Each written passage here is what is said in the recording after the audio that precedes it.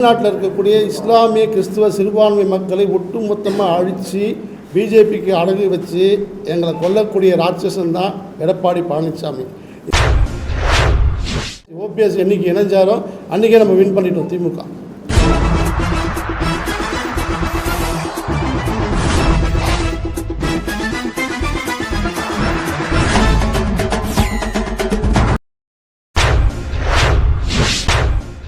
அதிமுக பொதுச் செயலாளர் எடப்பாடி பழனிசாமியை கடுமையாக விமர்சனம் செய்த ஜே.எம். பஷீர் திரைப்பட நடிகர். சென்னை பத்திரிகையாளர் மன்றத்தில் திமுக சிறுபான்மையினர் நல உரிமை பிரிவு சார்பில் ஜே.எம். பஷீர் திரைப்பட நடிகர் செய்தியாளரை சந்தித்தார். அப்பொழுது அவர் செய்தியாளரிடம் கூறியதாவது: திமுகவில் இணைந்திருக்கும் ஓபிஎஸ் அவர்களை வரவேற்கிறோம். பிஜேபியை உடன் இணைத்து அதிமுகவை அழித்து சிறுபான்மை மக்களுக்கு துரோகம் செய்யும் ராட்சசன் எடப்பாடி பழனிசாமியை 2026 சட்டமன்ற தேர்தலில் தமிழக அரசியலை விட்டு விரட்டுவோம் என்று கடுமையான விமர்சனங்களை முன்வைத்தார். அதனைத் தொடர்ந்து பேசிய அவர், ராமநாதபுரம் மாவட்டத்தில் உள்ள முதுகுளத்தூர் சட்டமன்ற தொகுதியில் திமுக சார்பில் போட்டியிட விருப்ப மனு வழங்க உள்ளேன். தேசிய தலைவர் தேவர் பெருமான் திரைப்படத்தில் பசும்பொன் முத்துராமலிங்க தேவர் வேடத்தில் நடித்ததால் தென் மாவட்டங்களில் வாழும் தேவராக முதுகுளத்தூர் சமூக மக்கள் என்னை பார்க்கிறார்கள். மாண்புமிகு தமிழக முதல்வர் திரு ஸ்டாலின் அவர்கள் மதுரை மாவட்டத்தில் சட்டமன்ற உறுப்பினராக போட்டியிட வேண்டும். மாண்புமிகு துணை முதல்வர் திரு உதயநிதி ஸ்டாலின் தஞ்சாவூர் மாவட்டத்தில் போட்டியிட வேண்டும் என்ற கோரிக்கையை முன்வைத்தார். உங்கள் அனைவருக்கும் மாலை வணக்கம். நான் ஜே.எம். பஷீர். நான் பசும்பொன் ஐயா முத்துராமலிங்க தேவரின் வாழ்க்கை வரலாற்று தேசிய தலைவர் என்ற படத்தில் நான் தேவராக நடிச்சிருக்கேன். உங்கள் எல்லாருக்கும் தெரியும். நான் இப்போது கழக சிறுபான்மை பிரிவில் மாநில பொறுப்பில் இருக்கேன். இன்றைக்கி இந்த சந்திப்பு எதுக்காகன்னா, நான் கடந்த 5 வருடங்களுக்கு முன்னாடியே சொன்னேன். நான் அதிமுகவில் அப்போ இருக்கிறப்ப சொன்னேன், எடப்பாடி பழனிசாமின்றவர் அதிமுகவை அழிக்க வந்தவர். உடனடியாக ஓபிஎஸ் அவர்கள் உங்கள் அதிகாரத்தை பயன்படுத்தி அவரை நீங்கள் கட்சியை விட்டு நீக்கணும், இல்லைன்னா உங்களையே அவர் கட்சியை விட்டு நீக்குவார்னு சொல்லி நான் அப்போ அந்த கட்சியை விட்டு விலகி வந்தேன். எதுக்காக நான் அந்த கட்சியை விட்டு விலகி வந்தேன்னு உங்களுக்கு எல்லாருக்கும் தெரியும். கண்ணியமிக்க காகித மில்லத்தினுடைய பிறந்த நாளுக்கும் நினைவு நாளுக்கும் அவர் முதலமைச்சராக இருக்கிறப்ப அவர் வந்ததே கிடையாது. இஸ்லாமிய சமூகத்தில் இருக்க ஒருத்தருக்கும் அந்த கட்சியில் அங்கீகாரம் கிடையாது.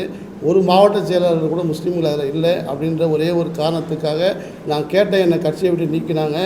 நான் இன்றைக்கி இஸ்லாமிய சமூகத்தினுடைய ஒட்டுமொத்த பாதுகாப்பாக இருக்கக்கூடிய தளபதி எங்கள் முதலமைச்சர் மு.க. ஸ்டாலின் அவர்களை வாழும் காகித மில்லத்தை பார்த்து அவர்கிட்ட போய் நான் இணைஞ்சப்போ அவர் சொன்னார், நீ வந்தது லேட்டு, இதுக்கு முன்னாடியே வந்திருக்கணும். நான் தான் சிறுபான்மை மக்களுக்கு என்னென்ன செய்யணுமோ எல்லாம் செஞ்சிட்ருக்கேன், உங்கள் கோரிக்கை எல்லாமே அப்படின்னு சொல்லிட்டு இருந்தார்.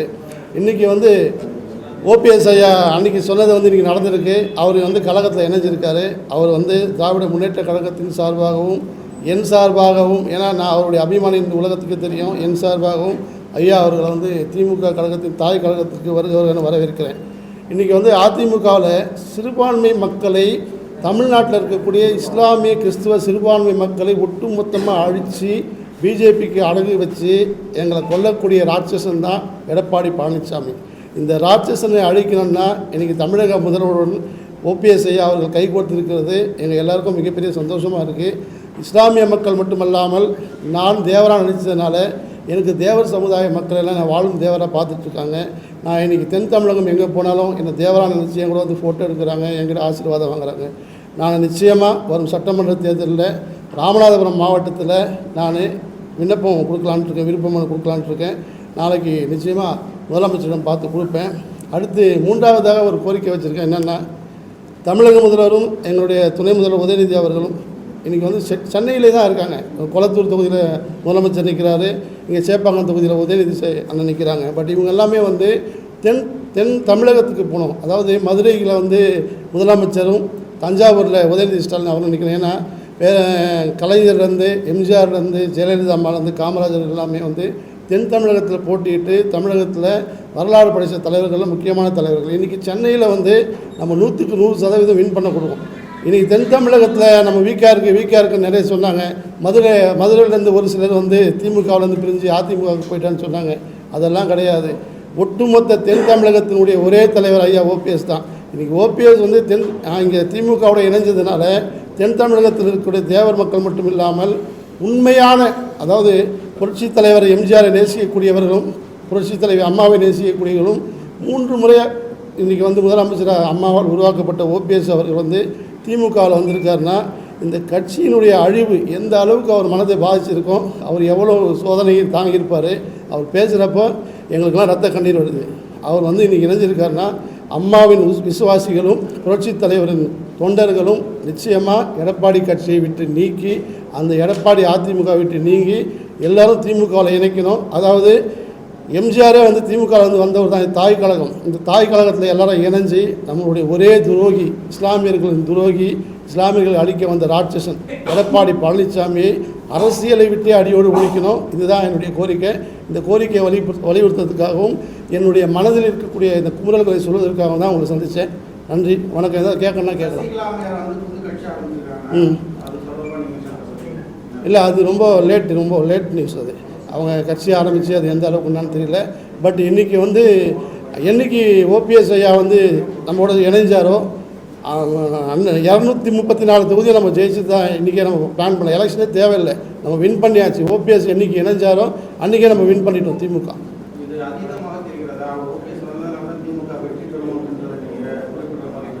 இல்லை, 100%. ஏன்னா ஓபிஎஸ் ஐயா அவர்கள் 3 முறை முதல்வராக இருந்தார். அவருக்குன்னு ஒரு வாக்கு வங்கி அவர் பாரதிய ஜனதா கட்சியுடன் இணைந்து நாடாளுமன்ற தேர்தலில் சுயேட்சையாக போட்டியிடுறப்ப பலாப்பழ சின்னத்தில் இந்தியாவிலே அதிகமான ஓட்டு பெற்ற வாக்கு வாங்கிய ஒரே ஒரு வேட்பாளர் அவர் தான். அவருக்குன்னு ஒரு ஓட் பேங்க் இருக்குது. முக்குளத்தூர் மக்கள் நிச்சயமாக அவர் பின்னாடி நிற்பாங்க. அந்த ஒரு நம்பிக்கையில் நான் சொல்கிறேன். வேறு ஒன்று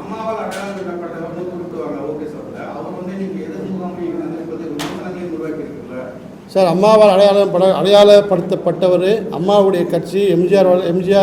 எம்ஜிஆர் உருவாக்கப்பட்டு புரட்சி தலைவி அம்மாவால் வளர்க்கப்பட்ட இந்த கட்சி அழியுதுன்னா, இந்த கட்சியினுடைய துரோகியை அழிக்கிறதுன்னா நம்ம திமுகவுடன் சேரல எந்த தவறும் இல்லை சார். முதல் நம்முடைய வேலை துரோகியை அழிக்கணும், அதிமுகவினுடைய தொண்டர்களை நல்வழிப்படுத்தணும். அதுதான் சார்.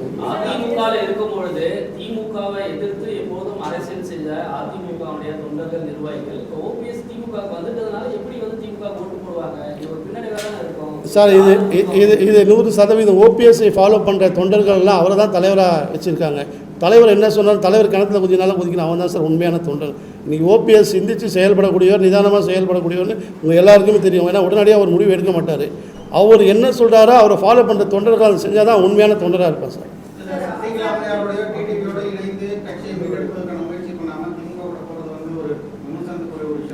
சார், அதிமுக ஆரம்பிக்கப்பட்டதே திமுகவை எதிர்த்து தான். திமுகவுக்கு மாற்றாக தான் அதிமுக. அதிமுக சார், நீங்கள் வரலாறு சொல்கிறீங்க. அதிமுக எம்ஜிஆர் புரட்சி தலைவர் எம்ஜிஆர் வந்து திமுகலேருந்து வந்தவர் தான்.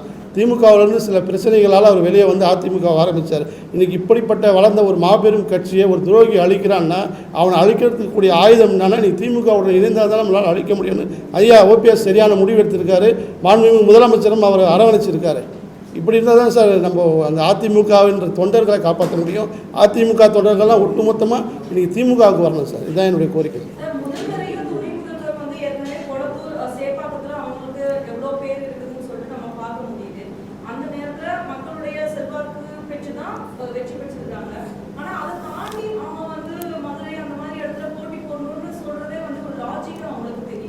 சார், எனக்கு என்ன லாஜிக்னா மேடம், நீங்கள் கேட்டது இன்றைக்கி புரட்சி தலைவர் எம்ஜிஆர், ஜெயலலிதா அம்மா, கலைஞர் கருணாநிதி, கர்மவீரர் காமராஜர் இவர்கள் போன்ற மாபெரும் வரலாற்று தலைவர்கள் எல்லாம் தென் தமிழகத்திலிருந்து தான் போட்டிட்டு சென்னைக்கு வந்திருக்காங்க, தமிழ்நாட்டுக்கு வந்திருக்காங்க, தமிழ்நாட்டை ஆண்டிருக்காங்க.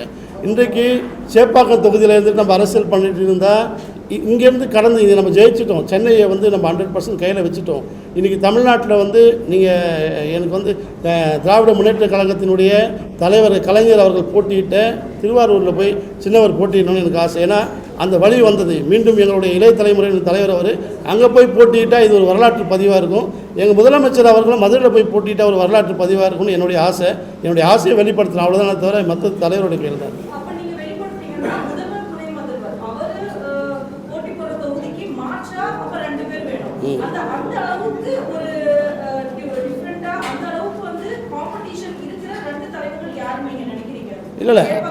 இல்லை சேப்பாக்கத்தில் ஒரு இஸ்லாமிய இளைஞரை யாராவது நிறுத்தலாம். ஏன்னா ஒரு இஸ்லாமியர்களுடைய தொகுதி தான் அந்த தொகுதி.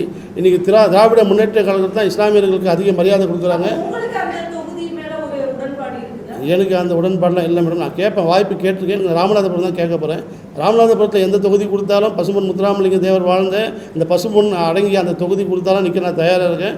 கொடுக்கலனாலும் கட்சிக்காக பிரச்சாரம் செய்ய நான் தயாராக இருக்கேன்.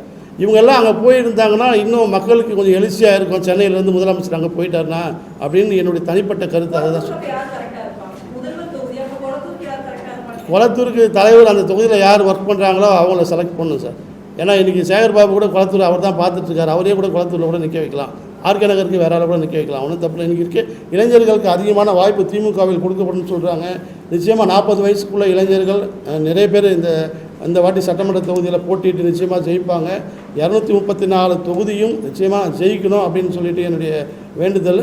எடப்பாடியை அரசியலை விட்டு அனாதையாக்குறவர்களும் நாங்கள் ஓய மாட்டோம். ஏன்னா இன்றைக்கி திராவிட முன்னேற்ற கழகத்து சிறுபான்மை மக்களுக்கு சிஏஏ என்ஆர்சி வக்ஃபு வாரிய சட்டத்துக்கு எத்தனை அளவுக்கு எங்களுக்கு பாதுகாப்பு கொடுத்துருக்காருன்னு இந்தியாவில் இருக்கக்கூடிய அனைத்து சிறுபான்மை மக்களுக்கும் தெரியும். இந்தியாவில் இருக்கக்கூடிய அனைத்து சிறுபான்மை மக்களும் தமிழ்நாட்டில் மட்டும்தான் இஸ்லாமியர்களும் கிறிஸ்தவர்களும் பாதுகாப்பாக இருக்காங்கன்னு கொண்டுருக்காங்க. இந்த ஆட்சி தொடரணும். நாங்கள்லாம் சந்தோஷமாக இருக்கணும். மக்கள் சந்தோஷமாக இருக்கணும். இன்றைக்கி எங்களை அழிக்கக்கூடிய இஸ்லாமிய மக்களை அழிக்கக்கூடிய ராட்சசன் எடப்பாடி பழனிசாமி பிஜேபியுடன் இணைந்திருக்கிறதுனால இந்த பிஜேபி கட்சியையும் எடப்பாடி பழனிசாமியும் அரசியல் அனாதையாக்கி அரசியலை விட்டு ஓட வைக்க வேண்டும். 2026 சட்டமன்றத்தில் இது நடக்கும் சத்தியம்.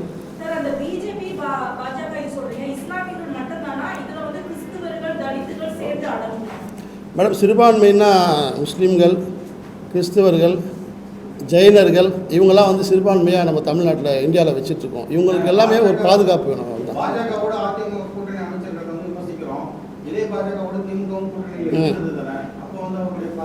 அப்போது அது வாஜ்பாய், அப்போ இருந்தது வாஜ்பாய், இப்போ இருக்கிறது மோடி, அமித்ஷா.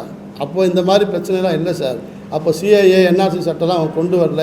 வக்ஃபு வாரிய திருத்த சட்டம்லாம் அப்போ கொண்டு வரல. அப்போ கலைஞர் என்ன சொன்னாலும் அது மாதிரி கேட்டுட்டு இருந்தாங்க. இப்போ கேட்க மாட்டாங்க அவங்க. இன்றைக்கும் முஸ்லீம்களுக்கு எந்தெந்த ஊரில் எந்தெந்த பிரச்சனை நடக்குது உங்களுக்கு எல்லாருக்கும் நல்லா தெரியும். தொப்பி போட்டு தொழ முடியல. இன்றைக்கி பாங்கு சொன்னால் பாங்கு சவுண்டு சொல்லக்கூடாதுன்னு சொல்லி கோர்ட்டில் கேஸ் போடுறான்.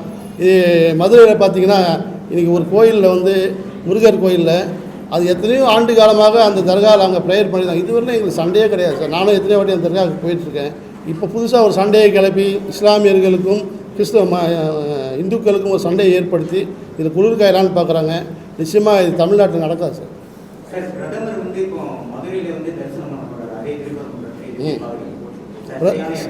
சார் பிரதமர் இல்லை சார். அவர் வணங்குற கடவுளே தரிசனம் பண்ணால் கூட அவர் கூட அதை தப்பாக ஏற்றுக்க மாட்டார். ஏன்னா இஸ்லாமியர்கள் நாங்களும் இந்த நாட்டு மக்கள் தான். நான் இங்கே தான் பிறந்தேன், இங்கே தான் வாழ்ந்தேன், இங்கே தான் கல்யாணம் பண்ணேன், செத்தா என்னை இங்கே தான் புதைக்க போகிறாங்க. நாங்களாம் இந்த நாட்டு மக்கள் தான் சார். தமிழ்நாட்டில் தான் வாழ்ந்துட்டுருக்கோம். எங்களையும் மற்ற மதத்தினரும் பிரிக்கிறன்றது சாதாரண விஷயம் கிடையாது. தென் தமிழகத்தை பொறுத்தவரையிலும் மாமன், மச்சான், சித்தப்பா, பெரியப்பா, சியான்ற உறவு முறையோடு வாழ்ந்துட்டு இருந்த மக்கள் நாங்கள். எங்களை பிரிக்கணும்னு நினச்சா நிச்சயமாக யாரும் பிரிக்க விட மாட்டாங்க. இல்லை, முருகரை தொட்டால் தமிழர்கள்லாம் கோவப்படாங்கன்னு சொல்லி முருகரை தொடுறாங்க. முருகர்லாம் அப்படி ஒன்றும் கிடையாது. முருகரே அவர் கல்யாணம் பண்ணிட்டு இருக்கிறது ஒரு தாழ்த்தப்பட்ட பெண்ணை தான் வள்ளியை கல்யாணம் பண்ணிட்டு இருக்கார், புறத்திய. அதனால் நிறைய விஷயங்கள் நம்ம சொன்னால் கான்ட்ரவர்சி ஆகும். அதெல்லாம் ஒன்றில் என்னுடைய ஒரே ஒரு கோரிக்கை என்னென்னா, இந்த தேர்தலில் 2026 தேர்தலில் பிஜேபியுடன் கூட்டணி அமைத்து சிறுபான்மை மக்களை கொல்ல துடிக்கின்ற ராட்சசன் எடப்பாடி பழனிசாமியை அரசியல் விட்டு அனாதையாக்க வேண்டும். இதுக்கு இன்றைக்கி எங்களுடைய தலைவர் மாண்புமிகு முதலமைச்சர் ஸ்டாலின் அவர்களுடன் கைகோர்த்திருக்கின்ற ஐயா ஓபிஎஸ் அவர்களின் ஆதரவோடு இந்த விஷயம் நிச்சயம் நடக்கும். அனைத்து அண்ணா திராவிட முன்னேற்ற கழக தொண்டர்களும் திமுகவில் இணைவார்கள் என்று நான் வேண்டிக்கிறேன் சார்.